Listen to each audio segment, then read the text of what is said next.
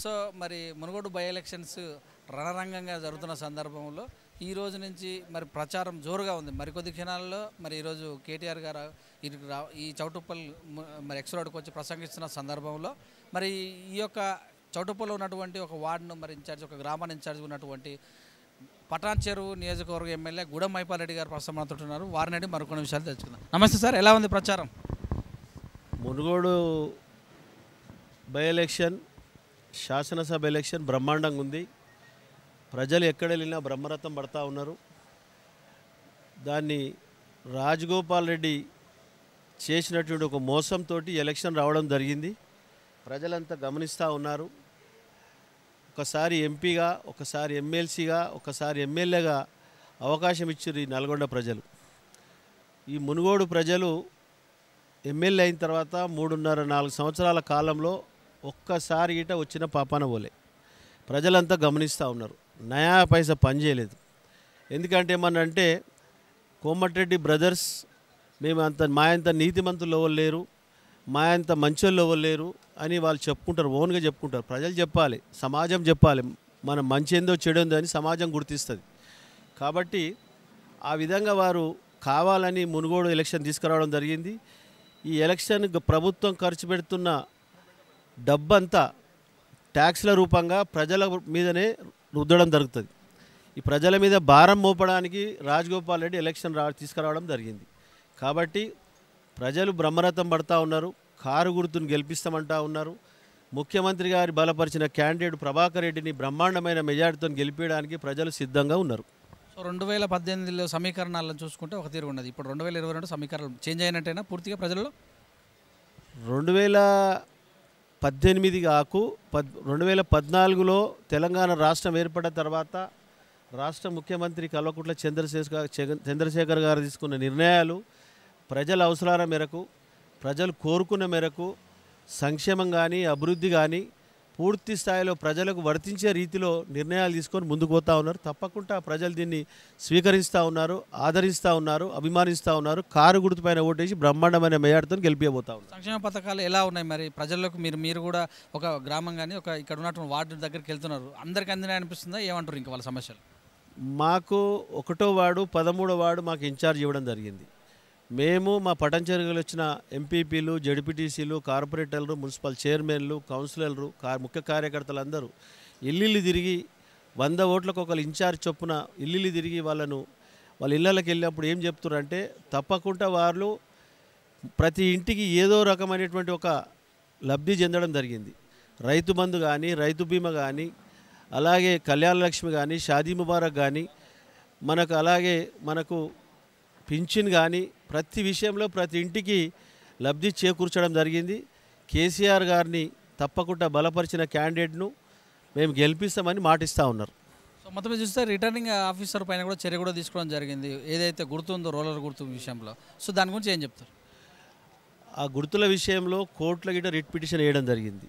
దాని కోర్టు నుంచి అది ఎలక్షన్ ఆఫీసర్ తీసుకున్న నిర్ణయం. ఆ నిర్ణయం తీసుకున్నాక ఆ నిర్ణయానికి తప్పకుండా ప్రభుత్వాలు కానీ, సెంట్రల్ కానీ, స్టేట్ కానీ, ప్రజలు కానీ దానికి కట్టుబడి ఉంటారు.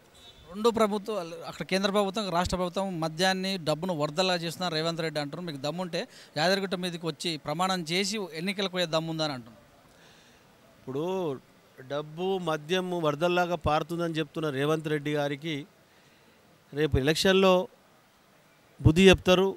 బీజేపీ వారికి బుద్ధి చెప్తారు. వాళ్ళు ఫస్ట్ సెకండ్ ప్లేస్ వాళ్ళే ఎంచుకోవాలి. డబ్బా మద్యం అనేది అది సెకండరీ. అది ఎక్కడ మా పార్టీ నుంచి మద్యం కానీ డబ్బు కానీ పంచిన దాఖలాలు లేవు. ప్రజలు స్వచ్ఛందంగా లబ్ధి పొందిన ప్రజలందరూ తప్పకుండా వారు కారు గుర్తుపైన ఓటేస్తారు. రేపు వాళ్ళు ఫస్ట్ సెకండ్ పొజిషన్ వాళ్ళు ఎంచుకోవాలి. నేను 3.5 సంవత్సరాల్లో ఇక్కడ రాలేదు అంటారు అంటే రాజగోపాల్ రెడ్డి. సో నేను రిజైన్ చేయడం చేతన ఒక గూడెం మైపాల్ రెడ్డి కావచ్చు, ఒక కేసీఆర్ కావచ్చు, ఒక కేటీఆర్ కావచ్చు, ఇవాళ ఇక్కడ దాకా వచ్చారంటే వాళ్ళు ఏమైనా వచ్చారా ఇప్పటిదాకా ఇక్కడ వచ్చి తిరిగారా అని కౌంటర్ ఇస్తున్నారు. దీన్ని ఎలా చెప్తారు? రాజగోపాల్ రెడ్డి నియోజకవర్గం అయినా ఇక్కడ సంక్షేమ పథకాలు ఆపలేరు, అభివృద్ధి ఆగలేదు. ఎక్కడైనా ప్రతి రాష్ట్రం అంతటా ఏ విధంగా ఎఫెక్ట్ అయిందో ఆ విధంగా ఎఫెక్ట్ అయింది. ప్రతి లబ్ధిదారునికి, రైతులకు కానీ, ప్రజలకు కానీ ఏ విధమైనటువంటి రాష్ట్రం అంతటా ఏ విధంగా ఎఫెక్ట్ అయిందో ఆ విధంగా ఎఫెక్ట్ అయింది. బై ఎలక్షన్ వచ్చింది. సెంట్రల్ మినిస్టర్ ఎప్పుడైనా వచ్చిరా? నెలకు వారానికో సెంట్రల్ మినిస్టర్ వస్తాడు, ఎలక్షన్ ఉన్నా లేకున్నా. ఇప్పటిదాకా 8 సంవత్సరాల కాలంలో కేంద్ర ప్రభుత్వం ఒక్క నయా పైసా ఇచ్చిన పాపాన పోలే. చూపిమని ఎక్కడన్నా దాఖలాలు ఉంటే ప్రూఫ్ చేయమని. కాబట్టి ఎక్కడ ఏది ఏమైనా సరే ప్రజలు కారు గుర్తుపైన ప్రభాకర్ రెడ్డిని, కేసీఆర్ గారి నాయకత్వాన్ని బలపరచడానికి సిద్ధంగా ఉన్నారు. నా రిజైన్ చేత 50 ఏళ్ళ వయసు వాళ్ళకు పింఛన్లు వస్తున్నాయి. ఈ మధ్యకాలంలో కొత్తగా దళిత బంధు హుజూరాబాద్లో జరిగినటువంటి ఎన్నికల్లో దళిత బంధు పెట్టారు. నేను దుబ్బాకలో ఎలక్షన్లు అప్పుడు కేసీఆర్ ఫామ్ హౌస్ దాటి బయటకు వచ్చాడు, సెక్రటరీ బయటకు వచ్చాడు. ఈ యొక్క ఎలక్షన్ చేత ఇవన్నీ కూడా రావడం జరుగుతుంది. అంటే నా వల్లనే జరిగింది ఇదంతా అని చెప్పుకోవచ్చు గొప్పగా. ఈయన 2 నెలల కింద చేతగాక రిజైన్ పెట్టాడు రాజగోపాల్ రెడ్డి. దళిత బంధు ఎప్పుడు ఆల్రెడీ 2018లో దీన్ని అంతా ప్రోగ్రామ్ చేసుకొని పెట్టుకు మన సంవత్సరం సంధి అమలు జరుగుతూ ఉన్నది. ఇవన్నీ మన మేనిఫెస్టోలో లేని స్కీమ్స్ అన్నీ ముఖ్యమంత్రి గారు ఆలోచన చేసి ప్రజలు ఏం కోరుకుంటారన్న ఆలోచనతో తయారు చేసి పంపిస్తూ ఉన్నాడు. రాజగోపాల్ రెడ్డి నిన్నగాక మొన్నగాక చేతగాక ఆయన రిజైన్ పెట్టడం జరిగింది. ఆయన 18,000 కోట్ల రూపాయల కాంట్రాక్టర్ కాపాడుకోవడానికి రిజైన్ పెట్టడం జరిగింది. ఆయన ప్రజలకు సంక్షేమం కోరి పెట్టుకోలేడు. మన మునుగోడు ప్రజల ఆలోచన మేరకు పెట్టలేడు. ఆయన సొంత ఆలోచన, సొంత ఏజెండా అది. నేను నిజంగానే అమ్ముడుపోతే ప్రతిపక్షంలోకి అంటే ఇది బీజేపీలోకి వచ్చిన నేను టీఆర్ఎస్ కోవాలి అంటే మరి నేను నా స్వార్థం ఏముంది ఇంట్లో అంటే కాంట్రాక్ట్ చేయడం తప్ప అని మొన్ననే చెప్పుకొచ్చారు. 100% స్వార్థము, నిస్వార్థం కాదు స్వార్థము. స్వార్థంతో సెంట్రల్ గవర్నమెంట్తో చేతులు కలిపి అక్కడ కాంట్రాక్ట్ అక్కడ తీసుకొని అక్కడ వాళ్ళకి కలిపి ఆ పార్టీలో కలవడం జరిగింది.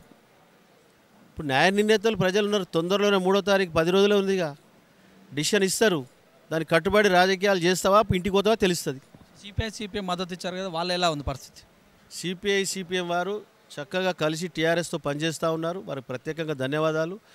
ఎందుకంటే బ్రహ్మాండంగా మునుగోడు ప్రజలతో సత్సంబంధాలు ఉన్న వ్యక్తులు వాళ్ళందరితోని మంచి సంబంధాలు టీఆర్ఎస్ సిపిఎం కలిసి పనిచేస్తూ ఉన్నారు, చక్కగా పనిచేస్తూ ఉన్నారు. దత్తత తీసుకుంటున్నారు కేటీఆర్ గారు. ఆ విషయం పైన ప్రజలు ఏం చెప్తారు మీకు? ముఖ్యమంత్రి గారు తనయుడు, మున్సిపల్ శాఖ మంత్రి, ఆయనకి మునుగోడు మున్సిపాలిటీ అసొంటి 2 మున్సిపాలిటీలు ఉన్నాయి ఇక్కడ చౌటుప్పల్ లాంటిది. ఆ విధంగా ముఖ్యమంత్రి గారి ఒప్పించి మెప్పించి ఈ మునుగోడు ఉన్న సమస్యలన్నీ సేకరించి ఆల్రెడీ 25 కోట్ల రూపాయలు శాంక్షన్ అయి ఉన్నది. దీనికి 25 కోట్ల రూపాయలు శాంక్షన్ ఉన్నది. ఎలక్షన్ కోడ్ వల్ల దాన్ని అమలు చేయలేకపోతున్నాం. ఆ 25 కోట్లు కాదు, ఇంకా 25 కోట్లు అయినా సరే ముఖ్యమంత్రి గారు పర్సనల్ నిధులకు వెళ్ళి తెచ్చి ఈ ప్రాంతాన్ని అభివృద్ధి చేయడంలో ముందు వరుసలో ఉంటాడు. దాన్ని దత్తత తీసుకుంటాడు. తప్పకుండా దాన్ని దత్తత తీసుకొని ఈ ప్రాంత ప్రజలకు సర్వీస్ చేయడంలో, అభివృద్ధి చేయడంలో తప్పేంటిది? ఫ్లోరోసిస్ వ్యాధి వల్ల చాలామంది బాధపడ్డారు గతంలో. సో ఇప్పుడు ఎలా ఉంది పరిస్థితి? ఏమంటారు వాళ్ళ దగ్గరికి వెళ్తే? ఎందుకంటే మేము 20 ఏళ్ళ కింద చూసినప్పుడు ఎక్కడ చూసినా ఫ్లోరైడ్ తోటి డ్రింకింగ్ వాటర్ లేక వంకర కాళ్ళు, వంకర చేతులతోటి ఇబ్బంది పడ్డ ప్రజలు ఈరోజు డ్రింకింగ్ వాటర్ ఇంటింటికి నల్ల. ఈరోజు ప్రజలు పూర్తిగా సంతోషంగా ఉన్నారు. కరెంటు కానీ, వాటర్ కానీ, ప్రతి విషయంలో వ్యవసాయదారులు కానీ చక్కగా ఉన్నారు. వారికి ఎలాంటి ఇబ్బంది లేదు. ప్రజలు అభిమానిస్తూ ఉన్నారు. ఏం చెప్తారు మీ వార్డు ఏదైతే 13 తీసుకున్నారో ఆ ప్రజలకు ఏం చెప్తారు? మా టీ తరపు 1వ వార్డు 13వ వార్డు బ్రహ్మాండంగా ఉంది. తప్పకుండా భారీ మెజారిటీ ఇవ్వబోతూ ఉన్నాం. మున్సిపల్లో ఈరోజు కేటీఆర్ గారు రోడ్ షో ఉంది. దానికి మున్సిపల్ నుంచి 10,000 నుంచి 15,000 మంది, 10,000 టార్గెట్ పెట్టినప్పుడు ఇంకా 5,000 మంది వాలంటరీగా రావడానికి సిద్ధంగా ఉన్నారు. కాబట్టి బ్రహ్మాండమైన మెజారిటీతో గెలబోతా ఉన్నాం. థ్యాంక్ యూ అన్న. 2 మాటలు